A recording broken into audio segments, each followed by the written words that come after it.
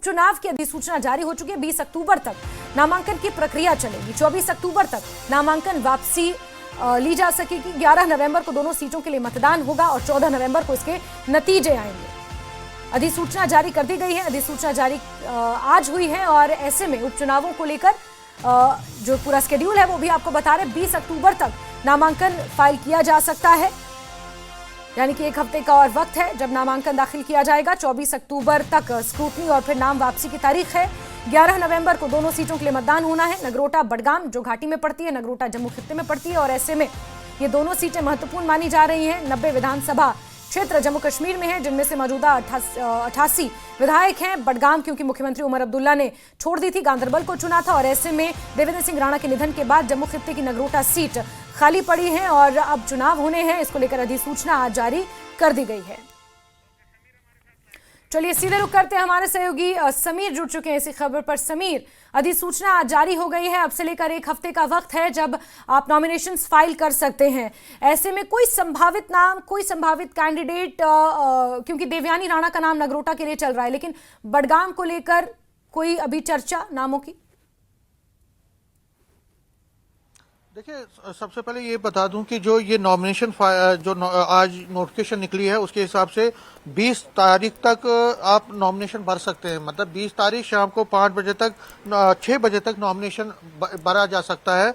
उसके बाद 22 तारीख तक आप नॉमिनेशन की जांच पड़ताल होगी। 22 अक्टूबर को जांच पड़ताल होगी इन नॉमिनेशंस की जो भरे जाएंगे और 24 तारीख को जो है नॉमिनेशन जो विड्रॉल है, किसी को विड्रॉ करना है वो कर सकता है।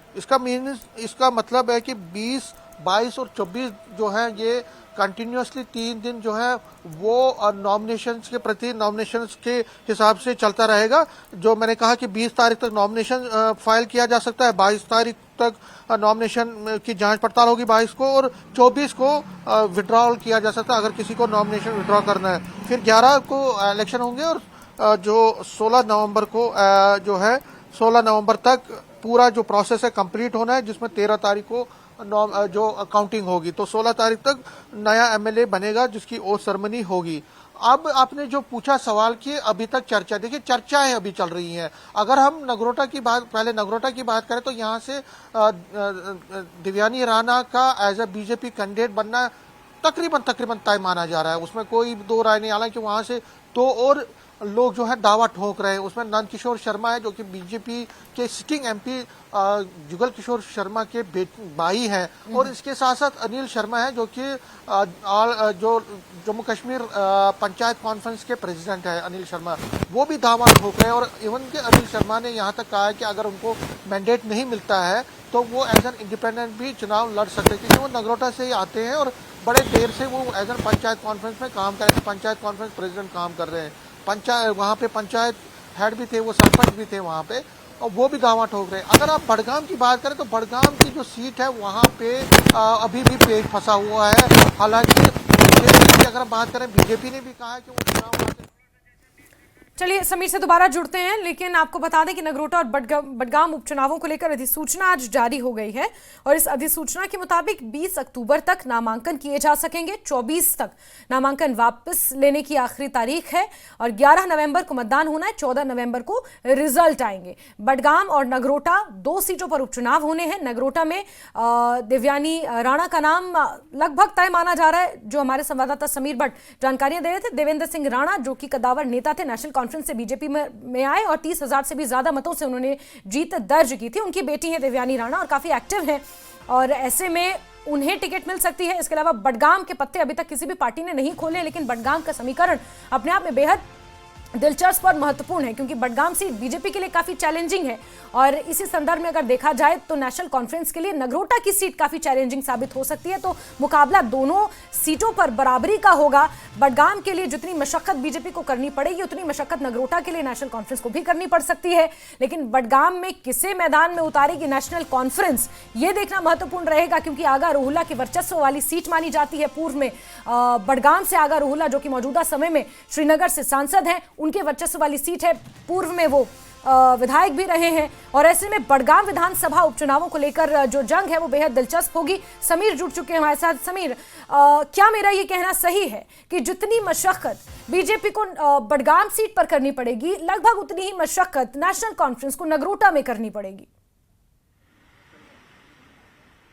देखिए, बीजेपी को ज्यादा करनी पड़ेगी। बड़गाम सीट जो है मेनली कंटेंडर जो है वहां पे वो पीडीपी है और पीडीपी है और नेशनल कॉन्फ्रेंस है। नेशनल कॉन्फ्रेंस का सीधा मुकाबला बड़गाम में पीडीपी के साथ होने वाला है। पीडीपी की जहां तक हम बात कर रहे हैं तो वहां पे जो पहले के कैंडिडेट थे 2024 के कैंडिडेट हैं सईद मुंतजिर, वही जी वही लगता है कि वही आएंगे, उन्हीं को रिपीट किया जाएगा। नेशनल कॉन्फ्रेंस किनको चुनाव लड़ाएगी इस पर सबकी नजरें पड़ी हैं, कई कैंडिडेट है, लेकिन देखना पड़ेगा क्या रहुला, जो सैयद आगा रहुला है, उनको कॉन्फिडेंस में लेके नेशनल कॉन्फ्रेंस वहां से कैंडिडेट उतारेगी या उमर अब्दुल्ला किसी अपने खास चहेते को, और ऐसी भी चर्चा है कि वो अपने एडवाइजर जो नासिर असलम वानी उनको चुनाव वहां से लड़वाना चाहते हैं। तो अब सबकी नजरें इस पर पड़ेंगी कि क्या नासिर असलम वानी वहां से चुनाव लड़ते हैं या आगा रहुला के किसी खास बंदे को या उनके कंसर्न के बाद किसी को समीर, ये पॉइंट ऑफ कंटेंशन हो सकता है नेशनल कॉन्फ्रेंस के अंदर?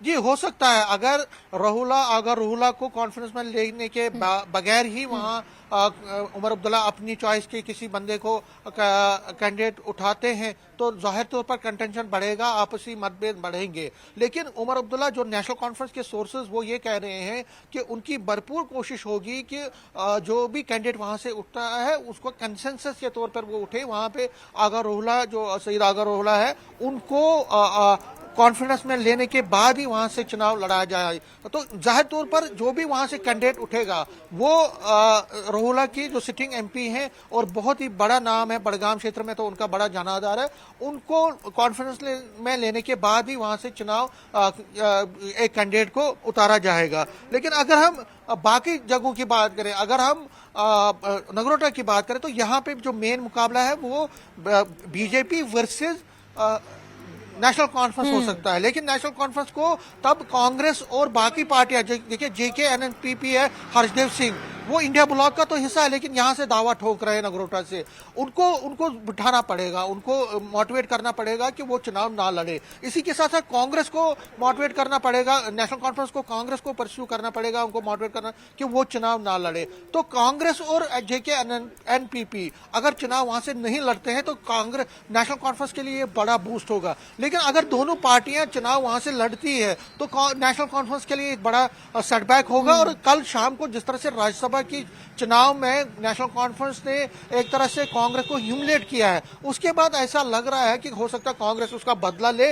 अगर वो जीतेगी भी नहीं लेकिन नेशनल कॉन्फ्रेंस को वहां डेंट कर सकती है। और 2024 में भी ऐसा हुआ, 5000 वोट कांग्रेस के नॉमिनी ने वहां लिए जिससे नेशनल कॉन्फ्रेंस को नुकसान हुआ। हालांकि मार्जिन जो था वो 30,000 का था, लेकिन नेशनल कॉन्फ्रेंस चाहेगी और नेशनल कॉन्फ्रेंस की कोशिश होगी कि नगरोटा सीट से वो कांग्रेस और बाकी जितने भी जेके एनपीपी हरिदेव जैसी पार्टियां हैं और जो बाकी इंडिया ब्लॉक की पार्टियां, उनको मोटिवेट करे कि वो जो बिल्कुल समीर, और नगरोटा से जाहिर सी बात है क्योंकि नेशनल कॉन्फ्रेंस और कांग्रेस का गठबंधन है तो कांग्रेस चाहेगी कि इस गठबंधन के तहत नगरोटा सीट शायद उनके किसी कैंडिडेट को या उनके किसी नेता को मिले। बहुत सारे फैक्टर्स हैं समीर, इस पर डिस्कशन लंबा चलेगा लेकिन समय फिलहाल इजाजत नहीं दे रहा है। और बड़ी बात यह है कि नोटिफिकेशन जारी हो चुकी है और बहुत जल्द उम्मीदवारों के नामों का ऐलान भी हो जाएगा। समीर